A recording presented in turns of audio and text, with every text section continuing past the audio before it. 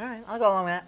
All right, well, it's a basic rule of good journalism. Advertising should be clear from the news content. While that line has blurred in recent years, a new campaign by CBS Boston's Channel 38 is raising new questions.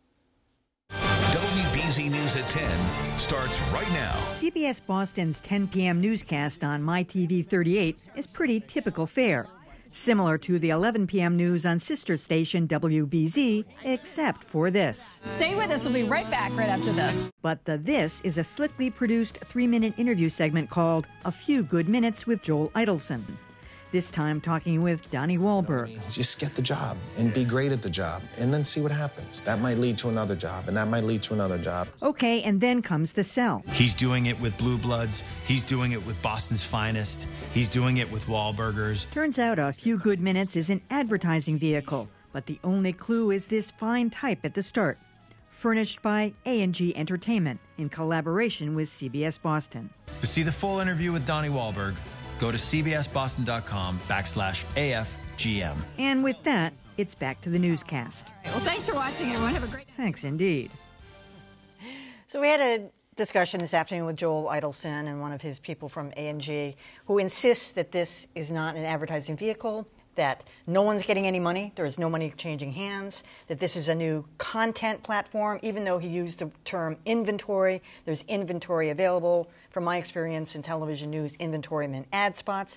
They do hope eventually to get this segment sponsored, which means CBS 4 or Channel 38 will get some money and A&G will get some money. So call it what you will. It's an advertising vehicle. And by the way, there's references to Harry's, the Razor, the Wahlburgers, the burger joints. So there was product placement just on the table there in the interview. So, you know, not to use a clay, maybe there's nothing wrong with it, but let's call it what it is. Money may not be changing hands now, but they're not doing this as an act of charity. The desire is to have money changing hands. I have I allow a broad range of mixing advertising and content, so long as there is really strong labeling.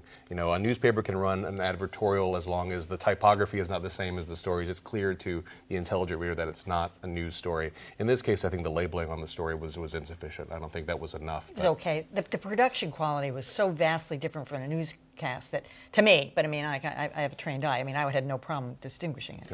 Yeah, I mean, I guess I don't have as much of a problem with this. I would agree that there definitely needs to be better branding on something like this so people know exactly what it is they're watching. But I think overall, number one, once this does effectively become some sort of revenue for CBS Boston, then I think we have to maybe scrutinize it a little bit more.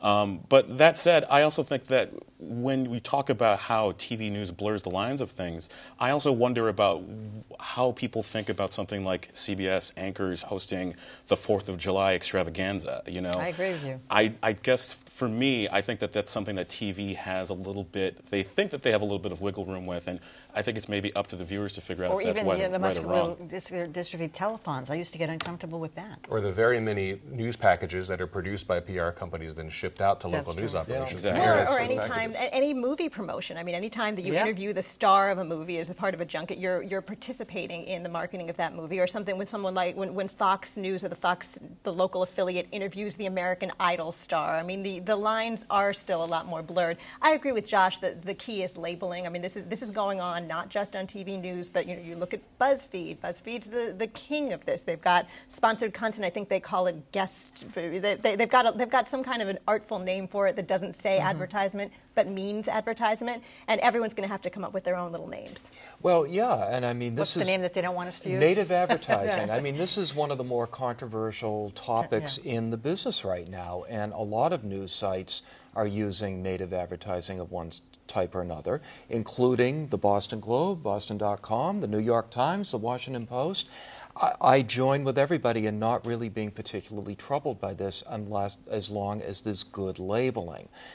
This did not seem to be particularly good labeling, and maybe at this point where no money is changing hands, it doesn't make that much difference. But when it becomes truly paid advertising, the disclosure has to be there. The thing that I can't get past, though, if they had 3 minutes of really good, solid advertisers, they wouldn't be conceding this 3 minutes to, some kind Well, of people don't watch ads anymore. People don't look at them on the web. People don't watch them on TV. So you need to come up with different forms of things that might actually engage people's attention. And these were very slickly produced. The one with Donnie Wahlberg was, actually kind of interesting.